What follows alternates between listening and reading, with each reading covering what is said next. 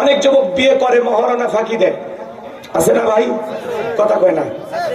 মহারণা ফাঁকি দিয়ে তুমি বউ নিয়ে বাসর ঘরে ঢুকছো, ছেলে বসে থাকে সোফায়, বিয়ে বসে থাকে খাটে। স্ত্রী ডেকে বলে কি গো, দূরে থাকলে কি ভালোবাসা হবে? বলে কাছে যাওয়ার উপায় নাই। ক্যা? হুজুর বলেছে মহারণা পরিশোধ না করে স্ত্রীকে স্পর্শ করা যাবে না। ছেলের নাম আবুল, কথা শোনেন, ছেলের নাম আবুল, 1.5 মহারণা ধার্য করেছে 1 লক্ষ টাকা। 1000 টাকা দিয়েছে নাকের ফুল, বলেছে কবুল, জীবন পুরোটাই ভুল।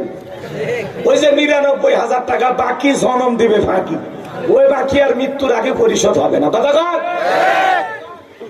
বাসর ঘরে ঢুকে স্বামী স্ত্রী এক খাটে বসে না থেকে, ছেলে সোফায়, মেয়ে খাটে, এই যে বসে আছে এই জায়গায় ফেরেশতারা তো নাই না, ওই সময় ফেরেশতারা কিন্তু ঘুমায়। এই দিক খেয়াল করেন, এই ছেলেটা বলতেছে হুজুর বলেছে মহারণা পরিশোধ না করে বউকে স্পর্শ করা যাবে না। তখন বলতেছে টাকা দাও। টাকা থাকলে কি বসে থাকি? টাকাই নাই আমার, তা বিয়ে করছো।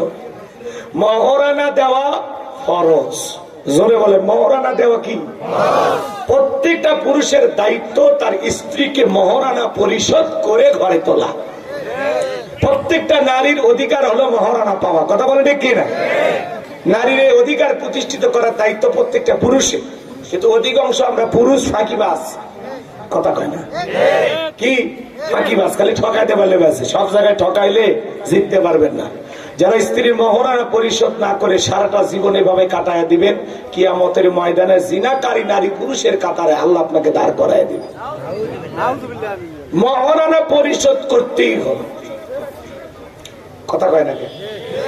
কিছু দিলেন, কিছু মাফ করে দিলে সেটা ভিন্ন কথা, কিন্তু পুরোটাকে মাফ করে দেয়। 1 লাখ টাকা এক টাকায় মাফ করে দেয়, অত সহজ। এটা মাফ করছে মন থেকে করেনি।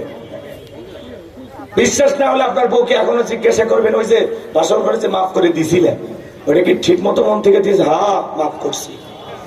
হ্যাঁ, ডায়লগ চেঞ্জ করে ফেলে দেবে। কথা ঠিক কি না? তুমি চিন্তা করলে 1 লাখ টাকার জন্য স্বামী যদি কাছে না আসে 7-8 টাকা দিয়ে কি করবো? গরু ছাগল জবাই করে বাপ মা 300-400 লোক খাওয়াইয়া বিয়ে পারি দিছে, তো যাও মাফ করে দিলাম। এটা মাফ করে দেওয়া না ব্ল্যাকমেইল করা? কথা কন? এই জন্য যুবক, তুমি বাসর ঘরে ঢুকে কি কি করেছো, কোন কায়দায় মাপ নিয়েছো, আল্লাহর ফেরেশতারা তারও ভিডিও করে রাখছে। কথা বলেন ঠিক কিনা? তাহলে সাবধান হওয়া দরকার আছে না নাই? এই জন্য আল্লাহ তাআলা বলেন কুল্লু নাফসিন বিমা কাসাবাত রহিনা, প্রত্যেকটা ব্যক্তি তার নিজ কৃতকর্মের ব্যাপারে আবদ্ধ। আপনার জীবনের কৃতকর্মের হিসাব আপনাকে আল্লাহর কাছে দিতে হবে। এজন্য বাজান, নিজেদের জীবনের কৃতকর্ম ভালো করার দরকার আছে না নাই? আল্লাহর ভয়ে সকল গুনাহ থেকে কারা কারা বেঁচে থাকবেন হাত তুলে দেখান। এখন থেকে আমরা যা করব ভালো কাজ করব, মন্দ কাজ করব না, মন্দ কিছু শুনবো না। আল্লাহ হেদায়েত দান করুন। সূরা বলুন আমিন।